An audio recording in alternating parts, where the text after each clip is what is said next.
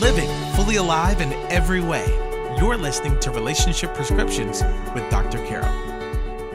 Welcome, friends. It's Dr. Carol, and this is Relationship Prescriptions. I am truly honored today. I have a little bit of a celebrity awe at the moment. Our guest today is someone very special. Miles Adcox is an entrepreneur, a speaker, a host, and a coach. He's the owner and CEO of Onsite, an internationally known emotional wellness lifestyle brand, delivering life-changing personal growth events, inspiring content, emotional treatment, and more. Miles works at Onsite outside of Nashville, Tennessee. He has been featured on some really big programs like 2020, Good Morning America, in the Wall Street Journal, the Dr. Phil Show. Personally, Miles is known as one of the most plugged-in people on the human condition that there is there today. Miles, it is a great joy to have you on our program today. Well, thank you, Dr. Carol. I'm excited to be here. Well, it is truly great. Now, I have to just let our listeners know, I first found out about you only about a year ago, and I feel like I'm late to the party. I heard you on another podcast and have just been really blessed and inspired. I saw you in person in Atlanta a few months ago at a conference, and just your work has really been helpful to so many people, both individuals and leaders. And I just want to dive in with the whole idea of emotional wellness. Now, for our audience, some may be familiar with that, some may not. And maybe you can just start us out with an idea of what we mean by that, emotional wellness. Sure. Well, I like to call emotional wellness emotional fitness. And it's just a simple play on words, but from I think it speaks better to something that needs to be, you don't arrive at, it should be sustained, which is basically our emotional well-being and the way our mind functions and the way how in touch or not in touch we are with our emotions, especially in a culture that historically has been conditioned to not explore emotions or to experience the good ones and pretend the bad ones don't exist. And that has caused a world of trouble over the years. As we know, I think we're just now starting to learn what compounding stress does to our bodies and our minds. But I like to call it emotional fitness. And I just simply define that as power, understanding, strength, and empathy around your mood and feelings towards yourself and others. And the only reason fitness versus is wellness in both work is it's something I've learned that I have to maintain in the same way I do physical fitness. I don't just check it off the list and do therapy when life is not working well. And it may not be therapy. There's a lot of ways to arrive at emotional fitness, but I need to have a consistent practice. I like that description, and it certainly points to the reality that this is an ongoing lifestyle. It's not just, like you said, something to check off. In my world, and for many of our listeners, coming from a Christian worldview, Christian perspective, this whole idea can sometimes raise some questions. And I think some in the Christian world have developed the idea that this whole idea of emotional fitness is not real consistent with their faith. Now, I don't agree with that perspective, but for our listeners who may wrestle with that kind of question, can you just unpack that a little, Miles? How does this idea fit with Christian faith? Sure, it's a great question, and the same. I grew up in a faith and in a denomination that wasn't necessarily pro therapy or talking about problems or challenges. So it was a bit of a stretch early on for my wiring to be able to go there personally, and then obviously find a profession out of it. But the deeper that I got into what I understand the gospel to be now, which is kind of inclusive love, and if you take the greatest commandment, which is love love the Lord our God with all your heart and all your soul and all your mind.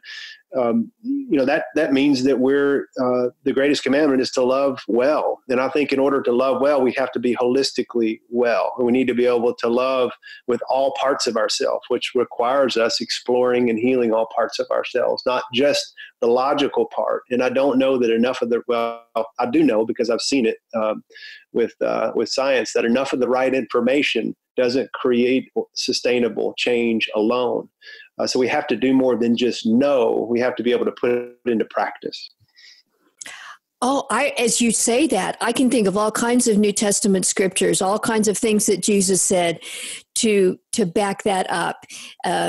Certainly true. So it's more than just knowing.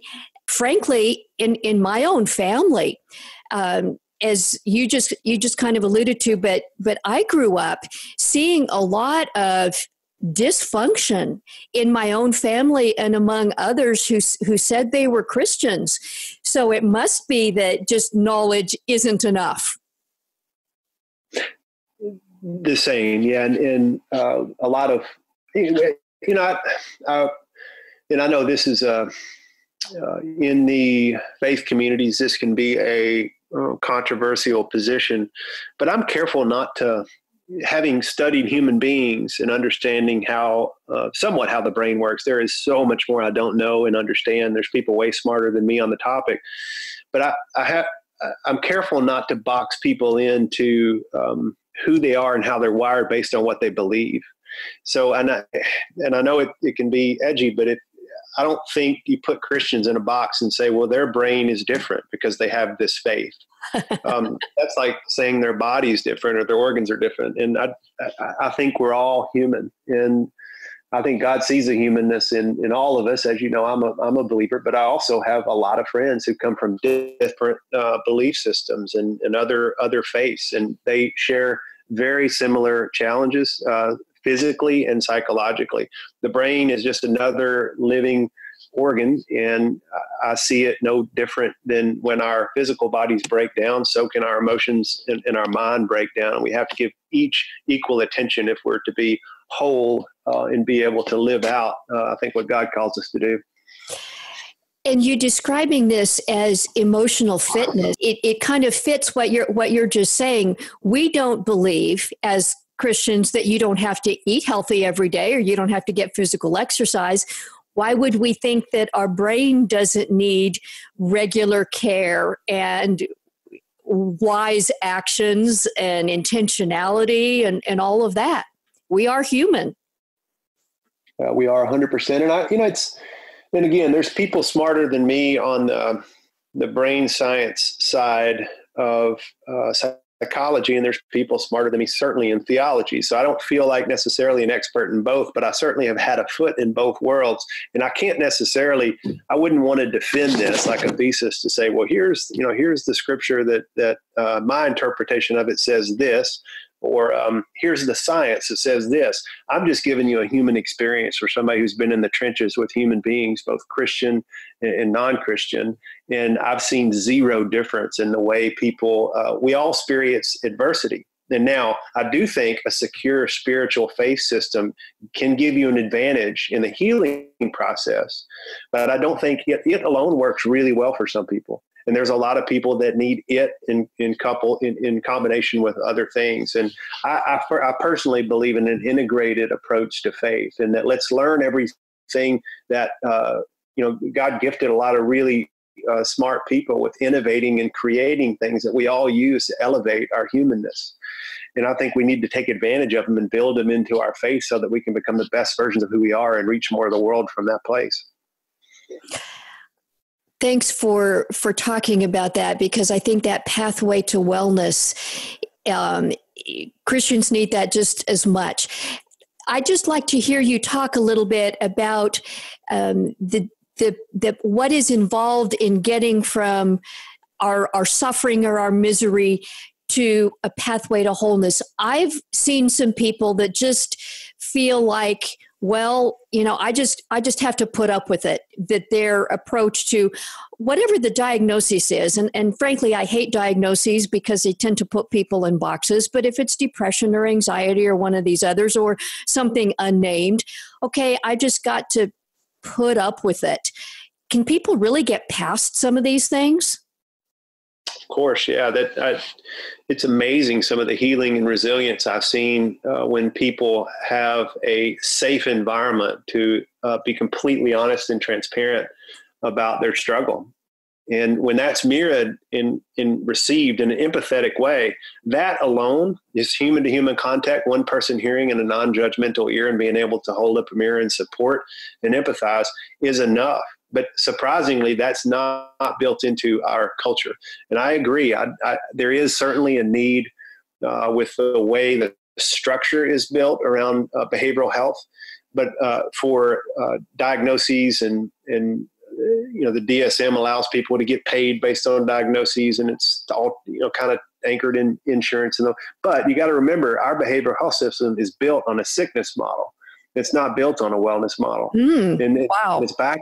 It's in a sense, we build revenue by keeping people coming back, and keeping people coming back means keeping people sick. Same way that the healthcare system is built.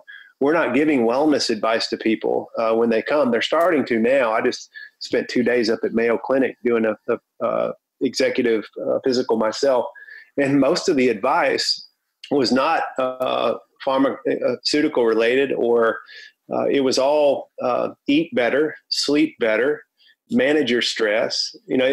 So we are finally backing into a wellness model, but for a long time, the financial model of behavioral and physical health has been around the money of keeping people sick. So I'm glad the paradigm is shifting. I agree with you, though, in theory, that labels can be hindering, and we're really careful not to label people. But it's not just labels and diagnoses. I think any label can be a little hindering.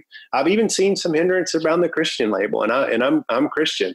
But when we box ourselves into anything, even if it's a strong identity and belief system, we can neglect a viewpoint, a vantage point, and an empathetic disposition towards the rest of the world. So I think regardless of what labels serve us and what we anchor ourselves into, we need to make sure they don't limit our viewpoint towards the rest of the world. Thanks for that. For somebody who is feeling stuck, whether it's a label or just mental unwellness, for whatever, however you want to phrase it, can you give some tips about, we know, yes, prayer is good, but in this emotional fitness space, what would be some places to begin if somebody just feels like they're in a mess, in a pit with all this right now? I'm not one to be quick on advice. I think advice has its place, but I think people get more permission to be honest about their story and to share their struggle. Not if someone is standing up on top. I think when you ask the question, if someone's in a hole or in a pit, if someone's standing up on top of it, looking down in there and telling people what they need to do to climb out. I've always had better experience both on the receiving end and the giving end, as if somebody's willing to climb down in the pit with me and say, hey, I've been down here before and I know the way out. So I think find people who have had some life experience and who are willing to have the courage to share about some of their struggles. And so if I'm having marriage problems, I'm not one that looks at the most perfect marriage I've ever seen that's never had an issue to go to, because I don't trust it. But if I see somebody who's been honest that every marriage is difficult, every relationship is difficult, this has been ours, and here's been the beautiful parts, and here's been the parts that have been hard, that's where I'm going to go. We recently learned that psychological safety is the number one factor that would determine whether somebody can be honest about their shame and their story. And psychological safety is what you might make up. It's when someone believes and they feel connected to the person across from them. And connection being defined as when someone feels seen, heard, and valued without judgment, without agenda. And so I'll say this, if there's somebody out there struggling, there are more people out there than you think that can relate to where you are and that are where you are. that was one of the hardest things when I found myself in struggle years ago. Is the very first place I went was that I felt alone, and that's just where we go. Right. And we end up isolating more because we don't feel like no way anybody could understand us. And if we happen to share where we are, there's a good chance we're getting kicked out of the tribe. I have found as a person who is in emotional recovery and also as a professional for a long time who's facilitated this, is that I had no idea what a tribe was until I got honest with my story. I had, and when I started getting honest with my story and getting real and allow myself to be seen, the shiny parts and the ugly parts and the challenging parts, then I felt true connection, and then I built true community, and it's been a life-changing experience, and I know you can do it too.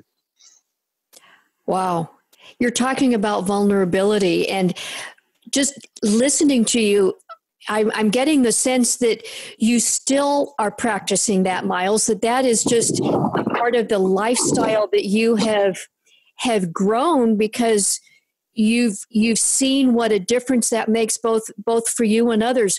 Would that be fair that you are choosing vulnerability even now yourself? It is fair. I choose it I choose it now, but I'm still human, so I still have a natural instinct to resist it.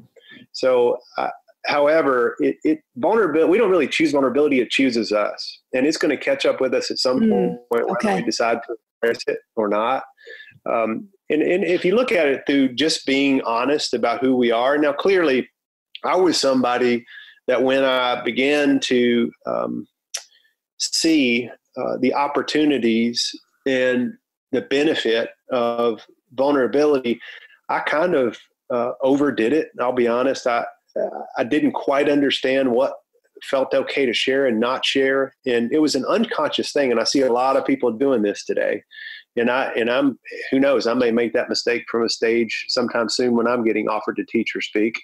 It's very human of us. But when you start to realize that this next generation, the millennials and the X's, they're not going to accept anything but authenticity, transparency, and truth. They want vulnerability. And I think I've seen really effective communicators who know how to read audiences. They see that vulnerability is selling now, and so they manufacture it as a way to try to get affirmation and connect. And I did that too. I made that mistake when I was sharing for the sake of sharing instead of just being anchored in these are things that I've overcome. So I try to be careful not to manufacture it. I try to be careful that if I am sharing a part of my story, that it's one in which I've already sought support in and have a little bit of resolution in, that it's not. Now, if it were me talking to you offline, friend to friend, I would probably get more raw. But knowing that this is something that's public and going to an audience, I don't want to do it just to seek an unmet need. Mm-hmm. I want to make sure I'm doing it because it's a truthful part of my story. But do I subscribe to that life? Absolutely, because it's been a game changer for me. And I think that is the way we are headed, and thank goodness, because the construct of trying to keep it together and not allowing permission for us to be human. I've frankly been on the other end of the phone from way too many influential people, a lot of pastors who never had that permission to do that, they had to be a certain perception and persona at all costs, and they crashed and burned because of it.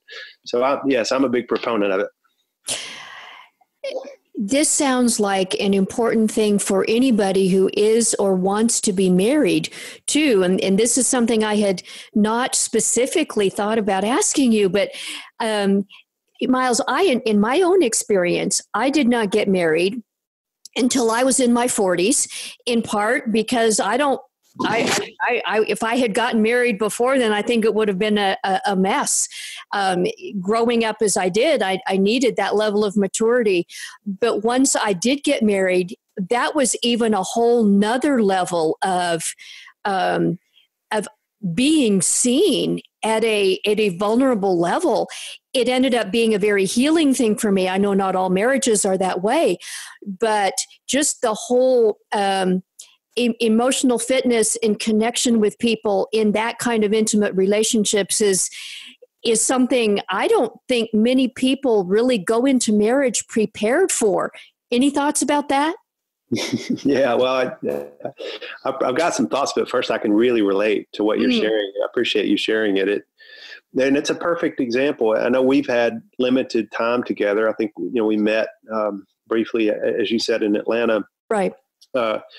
And so just human to human, if we were to strip this back, I don't know you. I respect your profession and what you've done. I know you've done some great things, but just you sharing a little bit about your story right there, I literally leaned forward in my chair and I felt like, okay, I trust her. And you see, that's just the power of vulnerability. And it made me want to talk to you and share more of my story. So I just wanted to point that example out because I think it's important based on the last question you asked. But to answer this one, I relate on a number of levels because I too got married late and haven't been married that long. And I think a lot of people assume because I head up an emotional wellness, emotional health retreat center that I've had relationships perfected for a long time. And that's not the case.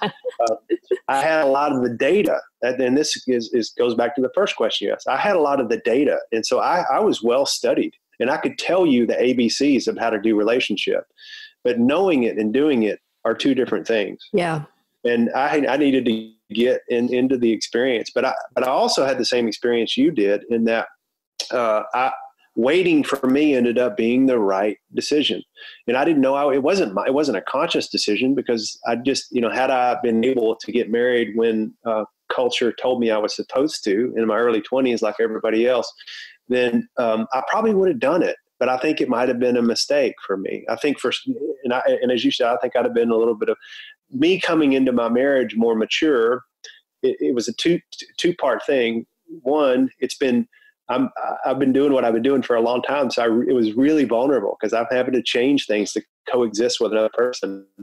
But the second part was I've got the tools to do that now because I've got enough life under my belt that I've experienced adversity and come through it and know how to navigate some of those challenges a little different. So it's been, a lot of people have said to me along the way, it's about time. And I always say it wasn't about time. It was the right time. Uh-huh.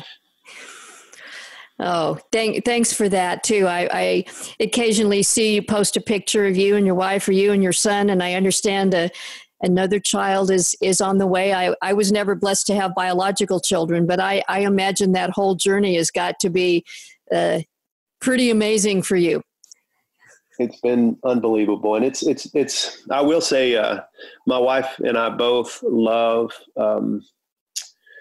we love aesthetics and photography and art. And so, Instagram feeds, we're like anybody else. We're drawn to pretty pictures, pretty moments, but that our life is not all Instagram worthy. I try to balance that out. I probably could do a little better job of it. But a lot of times if you were to just look at the feed and see the perfect picture of us in a field somewhere holding our baby, it's like, man, they got the perfect life. And we do have a beautiful life. Don't get me wrong. However, but we bump into each other all the time. And that's just I'm learning that's part of being in a healthy relationship. When people tell me they've never argued, I get really worried. And that's the downside of social media too, as I think we all know. Well, Myles, I want to save a couple minutes for you to talk a little bit about Onsite. I have to tell you that listening to you on I've heard a couple podcast interviews that you've done, and then hearing you in person in Atlanta and meeting you, there's something in my soul that says, yeah, even though I'm at this point of maturity and I have grown a lot, I feel some rough edges, and frankly, I have a desire one of these days. I may just come to Onsite myself. Talk a little bit about the work that you do there and who can benefit. Sure. We have kind of three distinct arms of our offerings. And the one that a lot of people know us for is, I think the one you're referencing, is our workshops. And so we do a lot of emotional health workshops that are between 4 to 7 days. The second arm is I've got a longer term option of emotional health treatment that specializes in trauma, depression, anxiety. And that would be for people who are in a little bit more of a struggle. In other words, life is pretty hard at this point to navigate based on some experiences I've had in the past or just recently. And then the third, we have our foundation, which we're doing trauma informed education and disaster relief services in our country and a little bit in some others. But the first one, the one that is kind of what a lot of people know us for, is I'm glad you said that, because I too feel like I've done a lot of work and feel like personal work, emotional work, healing work, spiritual work, but I want to continue to pursue it. I think if we rested spiritually and said, I think I'm good, I don't need to do any more Bible studies or no more church or no more small groups, No. that'd be a problem. And Yes. so same principle with emotional health. I think if we ever get to a point where we're like, I'm good, I think for a long time, therapy has been branded all wrong. I've said this before, in that it was set up that this is where you go when something's wrong with you. And it's actually what's right with you, that you would go become a better version of who you are. It's not what's wrong with you. And the same goes with church. It's set up to where this is what's right with you if you go here. So therefore, if anything's wrong with you, you're never going to want to go there and talk about it. I think we've got to level the playing field with both of those and see that this is just a resource that we as human beings need. We need spirituality and faith in God in our life and a consistent spiritual practice. We need emotional health and safe human beings that we can tell our story to, not once, but something consistent. So we have a lot of people, me being one of them, who do a tune-up every year. So I do one of our own workshops every year and have been doing that for 10 years. And so, yeah, I'd love to have you come sometime. And I think people do misunderstand that. A lot of times they think, oh man, stress has to be high, major life transition, I have to be dealing with some kind of mental health challenge in order to come benefit. And that's not the case. A lot of people just come to raise their emotional intelligence, to do a technology detox, or just to take a look at what parts of their narrative aren't working for them and try to sort that out. So, well, I have discovered, as God has brought people into my world to speak to, and a lot of my work is online right now, but I end up talking to people with some really, really big life challenges. And I find that things I've gone through are often the most impactful. So the areas where I am still undone, the areas where I still can get more fit, I feel like every time I grow more, I have more to offer, like going through the death of my husband almost 3 years ago. Going through that grief process, as excruciating as it was, there's something more I have to offer now. And it's not only to people who are grieving. There's just something that happens in me as I do that work. And there's just something in me that's hungry for more. So I am just thrilled that you make that kind of place available. Oh, thank you. I'm certainly honor what was your husband's name? Al Tanksley. Al, okay. Yes. Certainly honor. I don't skip over that part. Honor his loss, and I know grief is one of those things done well.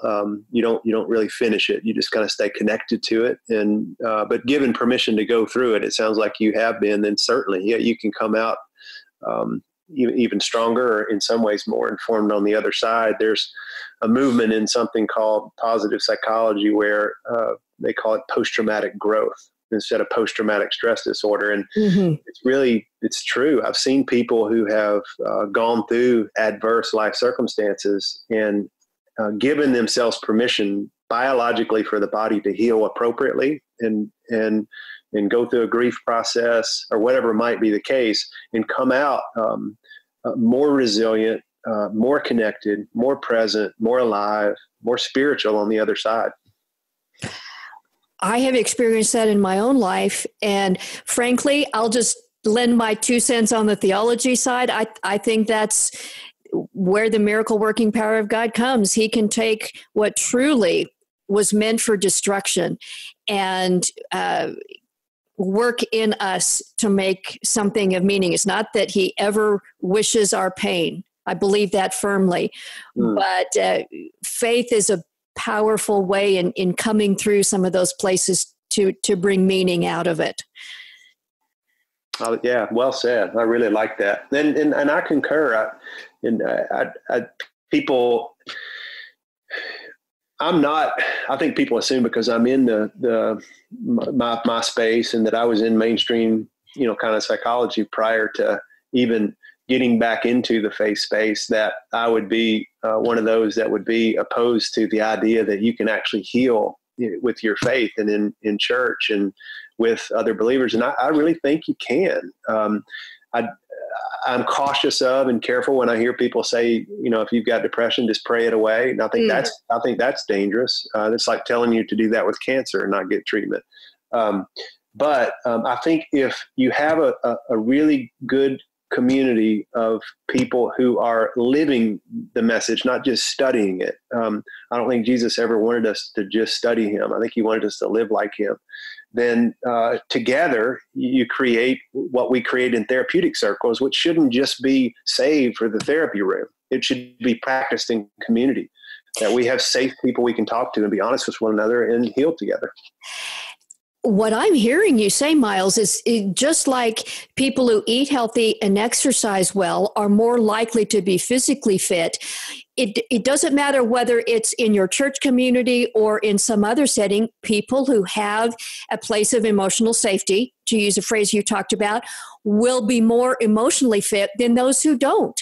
It's just those things work. It's part of the way we're created.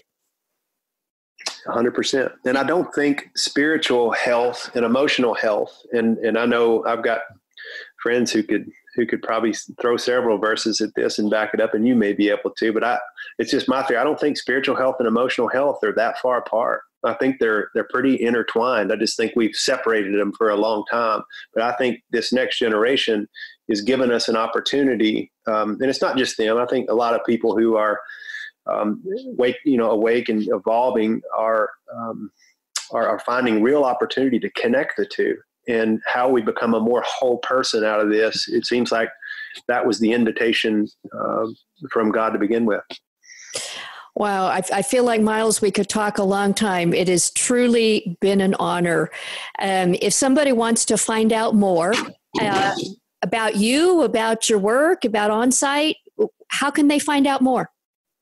I communicate right now primarily on socials. I am working on a book that I hope I'll have ready to go, within a year. But for now, I do writing. I was doing blogs for a while, and then it was too much to keep up with. So I do writing on Instagram at Miles Adcox are all my social feeds, and then at Onsite Workshops are our social feeds, and then our websites are Miles Adcox and onsiteworkshops.com. So you could find us there, and it'll have information about what we do and what we're up to. Thanks so much. And we'll make sure that those links are in the show notes for this episode, the social links and the website links. It's been a joy. It's been an honor. Thanks so much, Myles, for joining us on this program. It's been great. Thank you, Dr. Carol. It was a real honor. I appreciate you inviting me. I hope you enjoyed that episode as much as I did. It was really a unique experience for me to talk with Myles. I had the sense as we were talking that he was unflappable, that nothing I could or would have said would have flustered him, that emotional stability was really inspiring to me as well. If you are interested in finding out more about Miles Adcox, Onsite Workshops, and what they have to offer, make sure to check out the show notes. We'll make sure that those links are available to you there. This area of emotional fitness, I believe, is an important one for us all, and especially as followers of Jesus. Thanks again for being part of our podcast family. I love hearing from you. If you have a question or a comment, maybe a topic you'd like us to address on an upcoming program, or a question about something you've heard on the show, you can leave me a personal, confidential comment at drcarolministries.com/podcast, and I would love to hear from you. It also helps us if you comment or rate the show in iTunes or wherever you get your podcasts from. That helps other people find the program, and we'd so appreciate that. Until next time, may God bless you.